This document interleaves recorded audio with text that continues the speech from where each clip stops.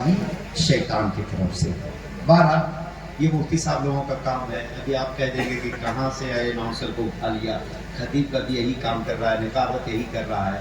हालांकि हम भी कहीं के इमाम हैं, तकरीर हम भी ठीक ठाक कर लेते हैं।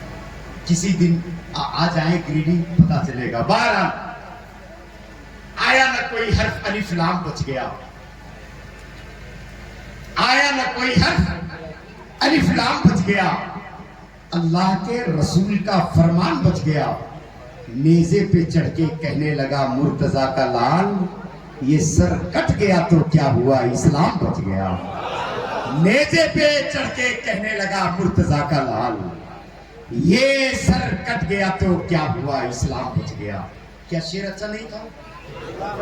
मतलब तो क्या दिक्कत है? हम खड़े हो जा रहे हैं, आप चुप हो जा रहे हैं, कोई दिक्कत है? बस अब इसके बाद हम भी नहीं आएंगे, हमको भी नींद आ रही, कई दिन से जागे हुए। आखिरी बार बोझ समझ के बर्दाश्त कर लीजिए। हम जहाँ रहते हैं गिरिडीह में ना, एक शायर है अकबर अली अकबर, उनका एक शेर था।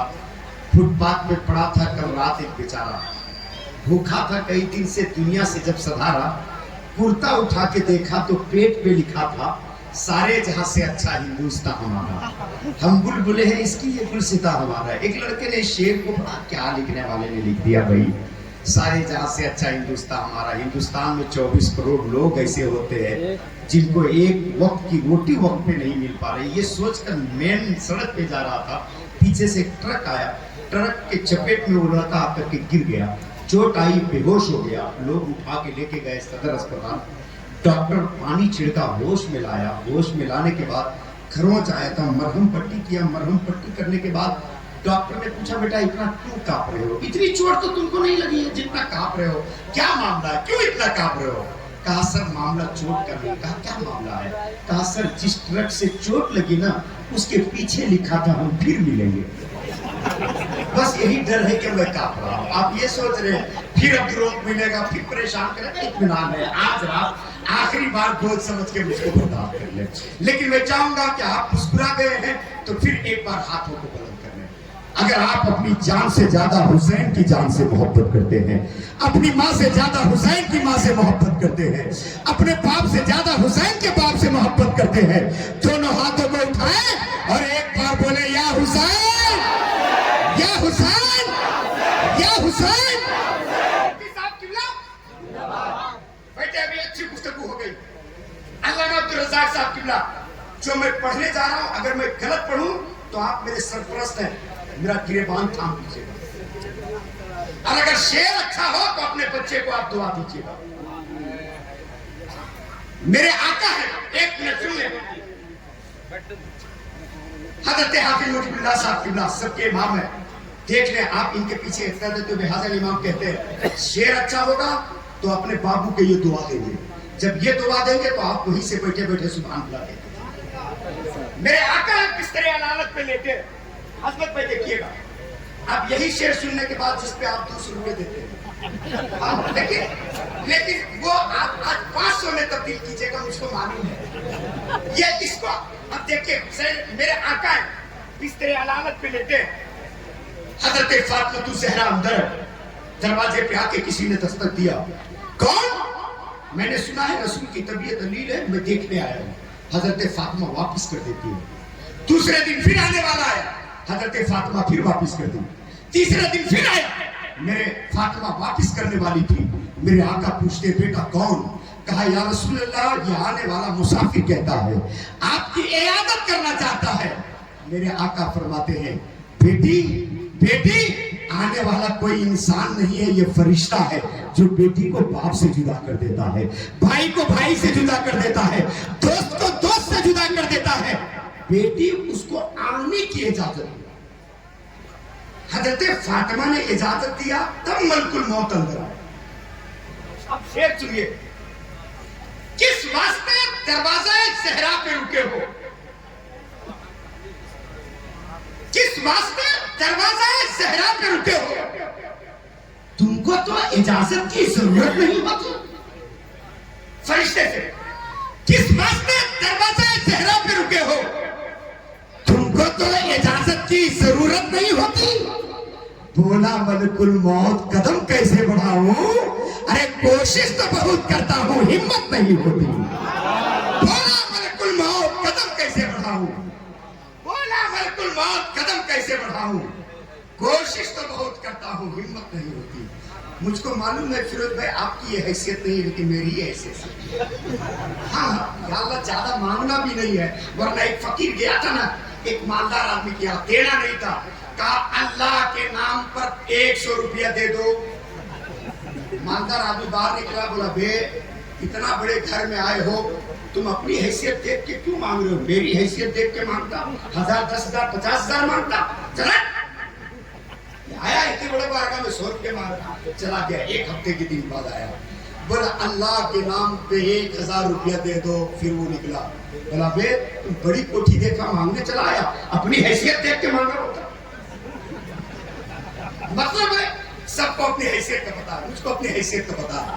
بہرحال آپ ذہن کو قریب کریں. تو اب امام حسین کس واسطے دروازہ زہرا پہ رکے ہو, تم کو تو اجازت کی ضرورت نہیں ہوتی. بولا ملک الموت قدم کیسے بڑھاؤں, کوشش تو بہت کرتا ہوں ہمت نہیں ہوتی. ایک شعر جو آج سے تقریباً 10-12 سال پہلے میں نے پڑھا تھا, ام الکتاب سینے میں. میرے شہر کے بیتاج بادشاہ علامہ الحاج عبدالرحمان فیضی لکھتے ہیں. دیکھیں عظمت بھائی آپ کی موجودگی میں یہ شعر آج میں پہلی بار پڑھتا ہوں. ام الکتاب سینے میں باہر حسین ہے. کرما ٹان والو اگر اس شعر پہ آپ خاموش رہ گئے تو میں سمجھ جاؤں گا آپ شاعری نہیں سنتے ہو, صرف لطیفہ سنتے آئے ہو. اور اگر شعر سمجھ کے آپ داد دیتے ہیں تو آپ بتا دو گے.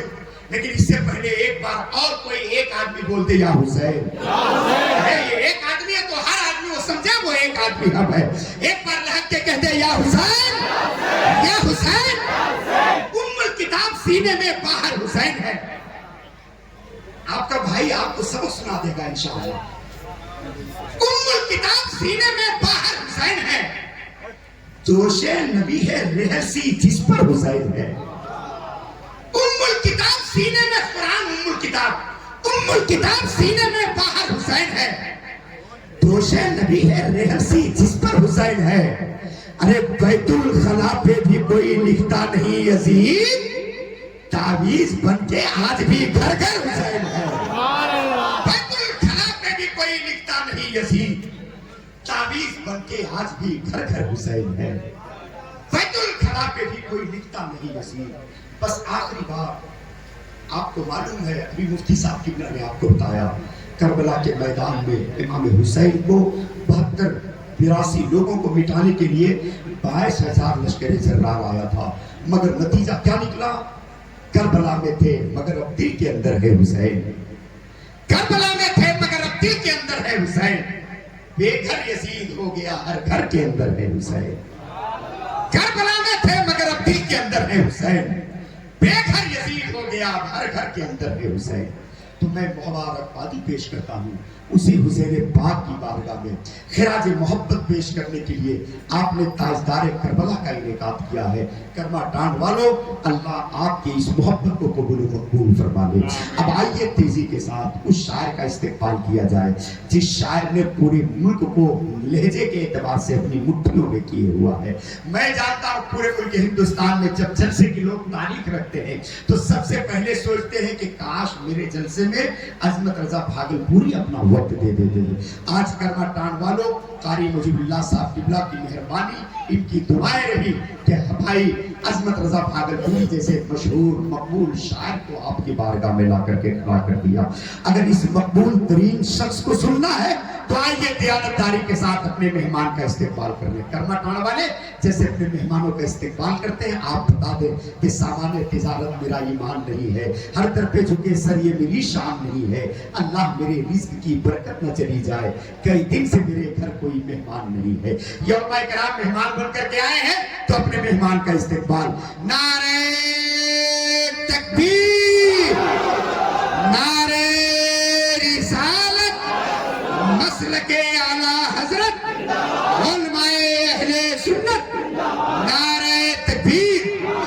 بسط ہزاروں تشکر کرم کو دیکھتے ہیں, بسط ہزاروں تشکر کرم کو دیکھتے ہیں, رسول پاک کے پیارے حرم کو دیکھتے ہیں, नात पढ़ते हुए हम न देख पाए उन्हें, नात सुनते हुए वो तो हमको देखते हैं।